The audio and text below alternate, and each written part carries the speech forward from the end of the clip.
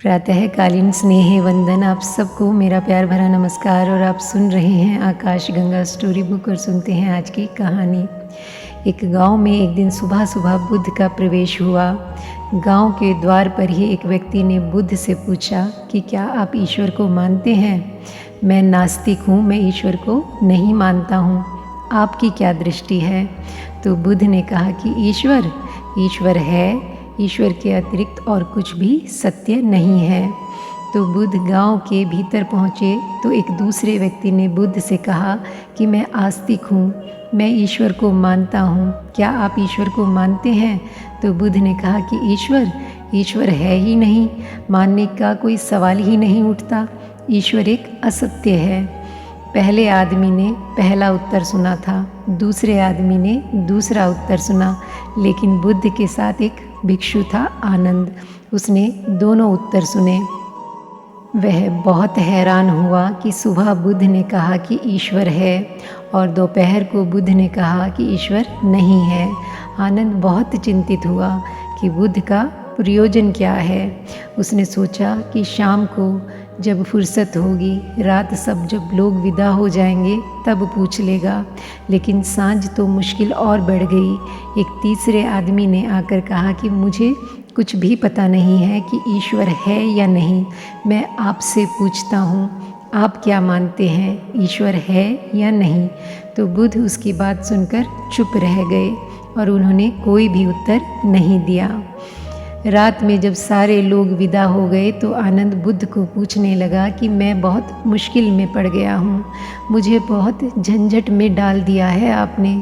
सुबह कहा कि ईश्वर है, दोपहर कहा कि नहीं है, सांझ चुप रह गए, मैं क्या समझूं?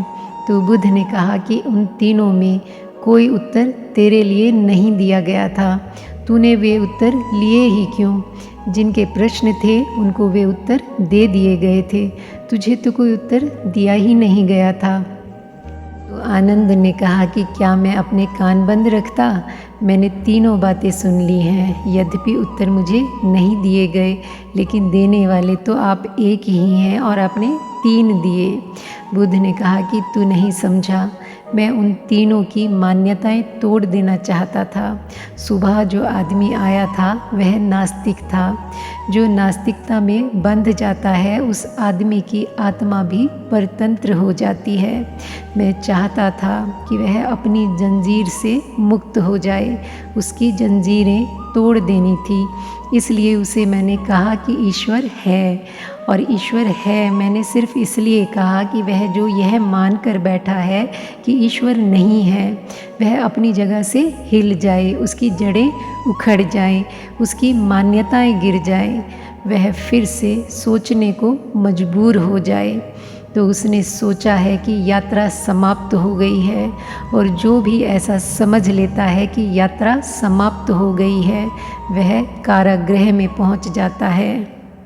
जीवन है अनंत यात्रा, वह यात्रा कभी भी समाप्त नहीं होती, लेकिन हिंदू की यात्रा समाप्त हो जाती है, बौद्ध की यात्रा समाप्त हो जाती है, जैन की यात्रा समाप्त हो जाती है, गांधीवादी की यात्रा समाप्त हो जाती है, मार्क्सवादी की यात्रा समाप्त हो जाती है। जिसको भी वाद मिल जाता है उसकी यात्रा समाप्त हो जाती है। वह समझने लगता है कि उसने सत्य को पा लिया है, कि वह सत्य को उपलब्ध हो गया है, अब आगे खोज की कोई ज़रूरत नहीं है। सभी संप्रदायों के, सभी धर्मों के, सभी पकड़ वालों की खोज समाप्त हो जाती है। तो बुद्ध ने कहा कि मैं उसे अलग कर देना चाहता था उसकी जंजीरों से, ताकि वह फिर से पूछे, वह फिर से खोजे और आगे बढ़ जाए। दोपहर जो आदमी आया था वह आदमी आस्तिक था।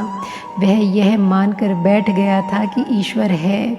उसे मुझे कहना पड़ा कि ईश्वर नहीं है, ताकि उसकी जंजीरें भी ढीली हो जाएं, उसके मत भी टूट जाएं, क्योंकि सत्य को वे लोग ही उपलब्ध होते हैं जिनका कोई भी मत नहीं होता। और सांझ जो आदमी आया था उसको कोई मत ही नहीं था। उसने कहा कि मुझे कुछ भी पता ही नहीं कि ईश्वर है या नहीं, इसलिए मैं भी चुप रह गया। मैंने उससे कहा कि तू चुप रहकर खोज, मत की तलाश मत कर, सिद्धांत की तलाश मत कर, चुप हो, इतना चुप हो जा कि सारे मत खो जाएं, तो शायद जो है उसका तुझे पता चल जाए। तो बुद्ध के साथ आप भी रहे होते तो मुश्किल में पड़ गए होते। अगर एक उत्तर सुना होता तो शायद बहुत मुसीबत ना होती, लेकिन अगर तीनों उत्तर सुने होते तो बहुत मुसीबत हो जाती। बुद्ध का प्रयोजन क्या है? बुद्ध चाहते क्या हैं? बुद्ध आपको कोई सिद्धांत नहीं देना चाहते हैं। बुद्ध आपके जो सिद्धांत हैं उनको भी छीन लेना चाहते हैं। बुद्ध आपके लिए कोई कारागृह नहीं बनाना चाहते।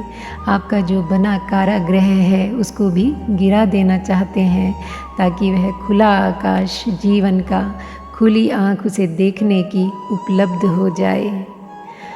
आज के लिए बस इतना ही। अपना ध्यान रखें व अपने मन को शक्तिशाली व निर्मल बनाने का प्रयास करें और ध्यान की यात्रा में आगे बढ़ें इसी शुभ आकांक्षा के साथ।